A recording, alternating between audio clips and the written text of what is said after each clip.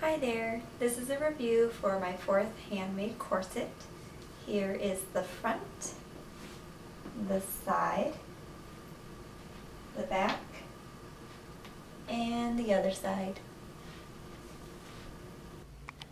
This corset has a center front of 11 inches, although the bust itself is 9 inches. The side here is 11.5 inches and the back is 14 1/4 inches. It's a very curvy cut. I have a smaller rib cage than my hips, and the corset was meant to be 20 inches around, but it is 19 3/4 inches at the waist. That's because when I'm sewing, sometimes I don't sew right on the lines, so it gets a tiny bit smaller, but it's okay. This is an 8-panel pattern, which you can see better from the inside. 1, 2, 3, 4, 5, 6, 7, 8. There are these hip panels in here. There's 2 of them. If I can straighten them out here, which makes it that nice ultra curvy corset, but you don't need the hip panels in order to make it a nice curvy corset, as you can see from my other videos. There are 3 layers. The outer layer is roll pinned to black twill cotton, which is the same as the liner here.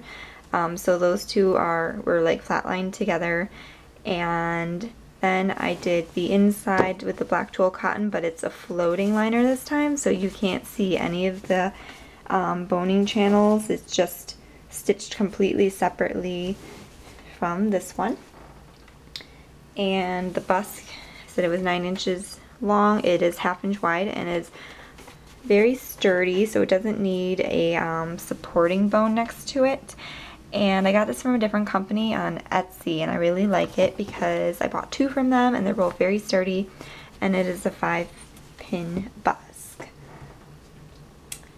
The boning channels here, this is the first time I'm doing external boning channels.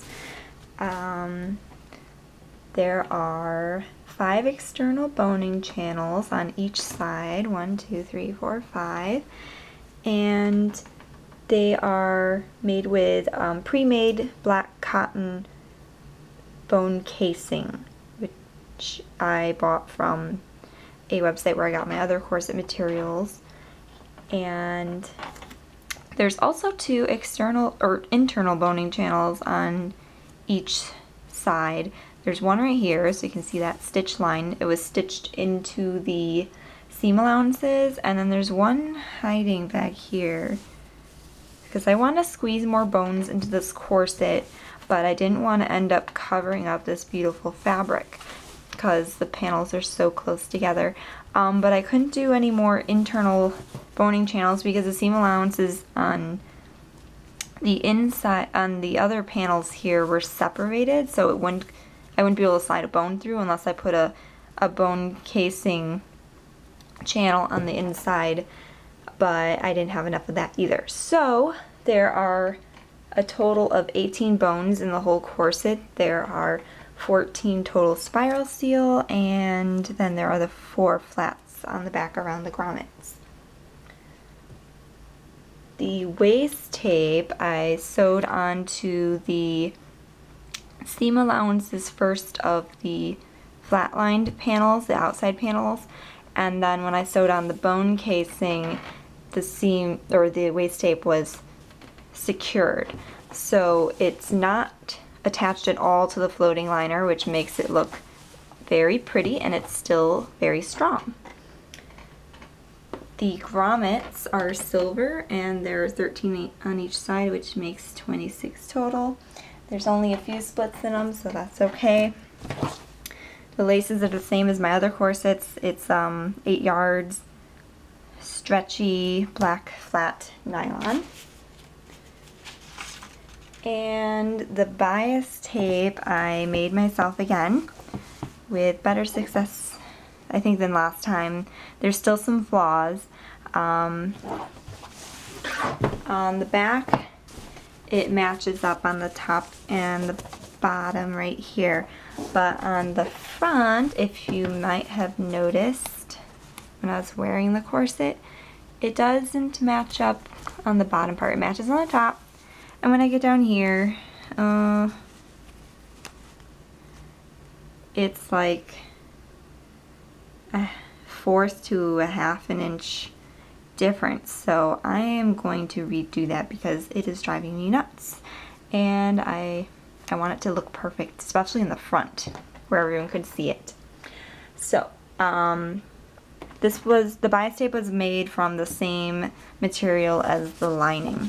I had a little bit left, so I was like, ooh, I think I'll make it matching. The pattern for this corset was so much more difficult than the other patterns, and it was all because of these 2 hip panels here. For some reason, sewing this together to the rest of this was just, I don't know, it was a hassle, and I like the way it looks, but it just wasn't that fun to make. And when I'm wearing it, I don't know if you can see, it kind of like wrinkles just right here on both sides, so then it was sticking out a little funny on each side, but maybe I'm the only one that notices that. But it's still a beautiful corset. And also, I really like how the back goes up really high, and it will hug any back fat that someone might have. I don't happen to have that much of a problem with that, but it's also cozy. And then the bottom dipped below my waist onto the top half of my bum, and that was also very cozy. It doesn't dig into my butt when I'm sitting down, it just hugs it, so that's very nice. I did make a mistake again, of course. I always will make a mistake probably making these things, but I want to make them better each time. I don't know if you can see this. It is not showing up on this camera because it won't focus. But I made this boning channel too thin, and I had to take it out and make it wider because I just wasn't paying attention, I guess. And then it left tiny little holes where the needle were for about half the length of the corset, just on that back piece right there. And I mean, no one's gonna notice it except me probably, because you would have to look really closely to see it, but it bugs me a little bit. So that's something I need to work on, so I make sure that I do it right the first time, because this material isn't self-healing. And it's such a pretty material. I love the flocked roses.